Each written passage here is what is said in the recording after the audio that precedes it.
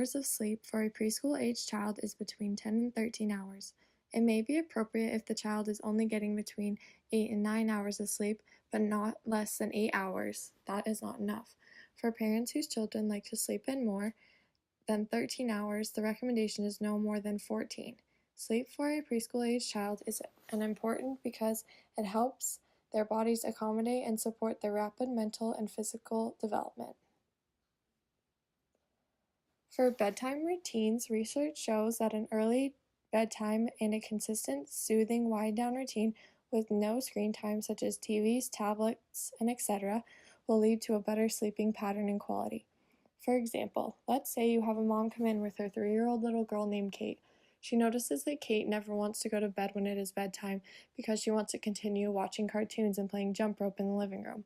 The mom hates telling her no, so she lets Kate continue to do these things that make her happy. However, the mom is concerned that this is affecting Kate's sleep. As a nurse, what are some ways we can help educate the mom about her daughter's bedtime routines? We can educate her by informing her that a consistent winding down routine works best for children, recommending that Kate isn't doing activities close to bedtime like watching TV or jump roping because these can act as stimulants and make the child's energy level go up. Kate can still do the things she likes to do, but setting an earlier time in the day where she can jump rope and watch TV would be more beneficial. Getting Kate into a calm, relaxing environment close to bedtime like brushing her teeth or reading a book before bed will help get a normal routine started. Signs that your child is getting enough sleep. Signs that your child is getting enough sleep include having energy throughout the day, irritability levels, if your child gets frustrated or not, wanting to play, are they having enough energy to want to get out and move, being able to focus, and are they developmentally on the right track for their growing. If you suspect that your child isn't sleeping enough, it is important to talk to your pediatrician. Nightmares are realistic, traumatizing dreams that usually occur during REM sleep. This is the last stage of the sleep cycle.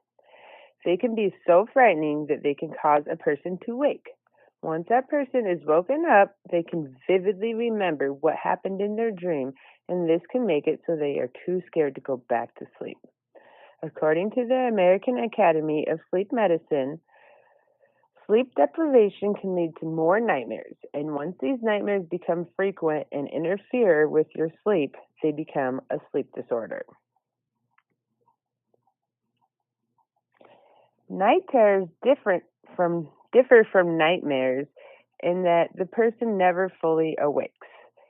They can wake up or sit up, scream, kick, have a rapid heart rate, become sweaty, their eyes are open, they look terrified, but they are not awake. None of this is remembered when they do wake. While sleepwalking, the person can cause harm to themselves, and night terrors usually occur during the first third of sleep during the slow wave cycle. The top ramen is done. So you can self-diagnose yourself by asking yourself a few questions.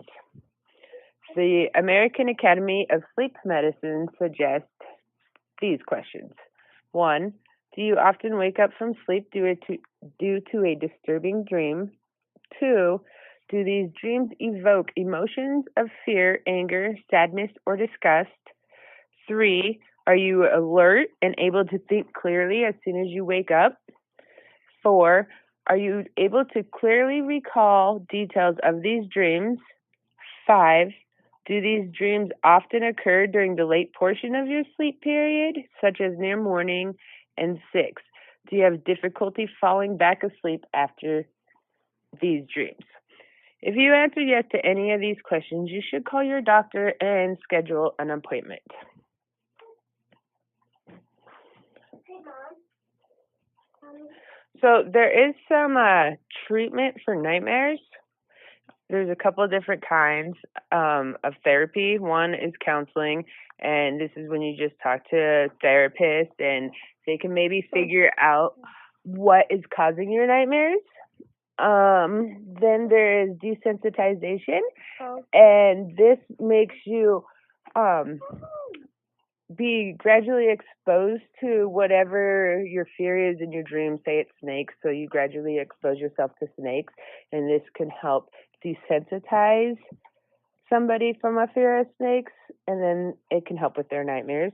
There's also stress management, which stress can induce nightmares. So if you learn to relax, it can reduce your anxiety. It keeps you from falling to sleep after a nightmare.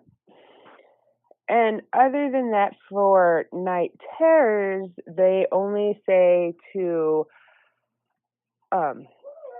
only thing you can really do is to make sure that your child does no harm and they're in a safe environment. Now we're going to look at some developmental considerations of preschoolers. Dreams and nightmares may awaken a 3 to 4-year-old and cause them to want to move bedrooms to sleep with a family member, including either a parent or sibling. The 5-year-old is less likely to be awakened throughout the night from nightmares or having to urinate in comparison to younger preschoolers. Dreams, nightmares, and sleep terrors occur during the light sleep stages of sleep and occur most often in 4-year-olds. During this preschool age group, children's motor activity levels are increasing, which tends to make it harder on parents as their preschooler begins to explore and learn more and more. Now we're going to look at some lifestyle factors. Studies show that 20 to 30% of children age 4 have problems falling asleep because of co-sleeping, family stress or illness, or a mother or father who is depressed or who has recently changed their schedule and is away most of the day. Parents should not co-sleep or respond with special attention to the child who wakes during the night for any reason, because sleep terrors or nightmares could worsen. Waking during the night from sleep terrors or nightmares is common, although they sometimes may be related to social rather than developmental factors. Some of these factors include exposure to modern technologies and media, consumption of caffeine like in soda, or cultural norms that place sleep on a low priority level. Overall, society today struggles promoting healthy sleeping hours. We work late, wake up early, and try to maximize as much time as we can during our day. The more inconsistent their sleep schedule, the more likely a preschooler will suffer from sleep terrors.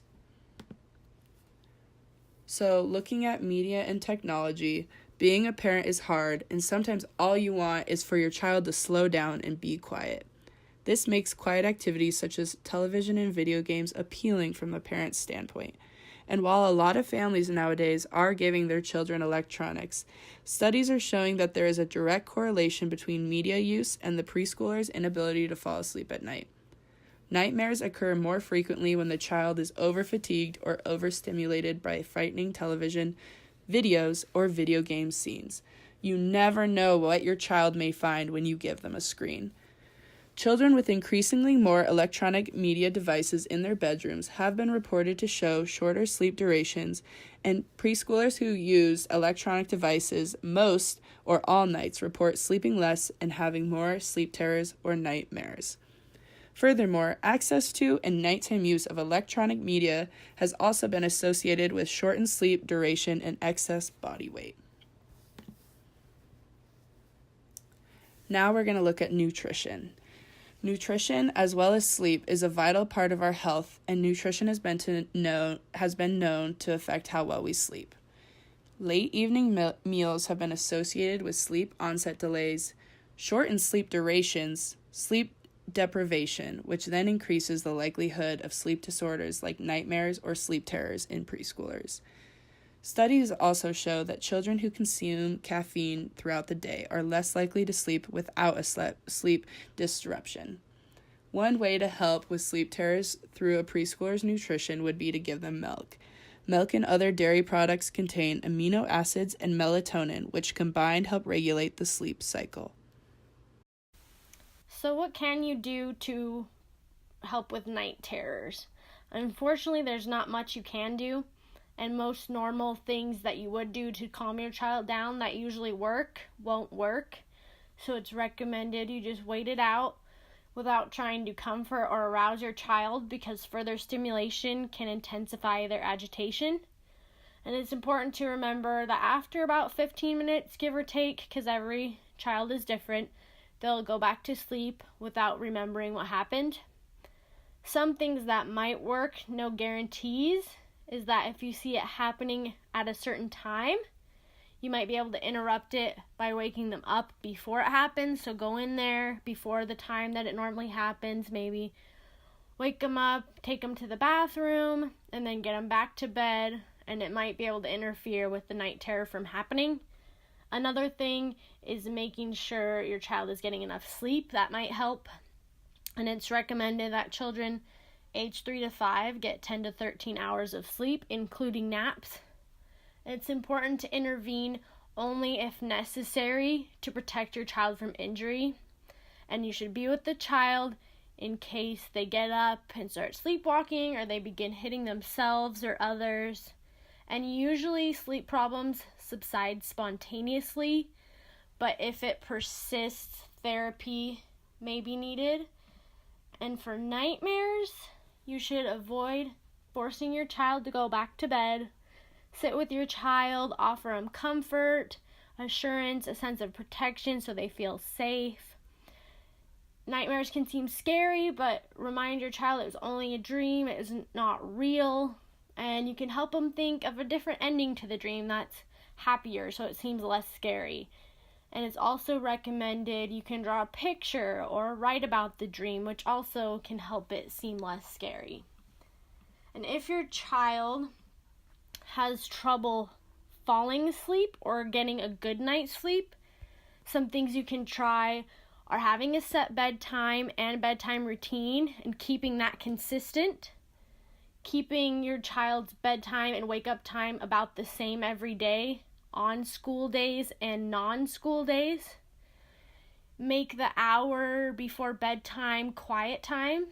Avoid TV or other screens and high-energy activities.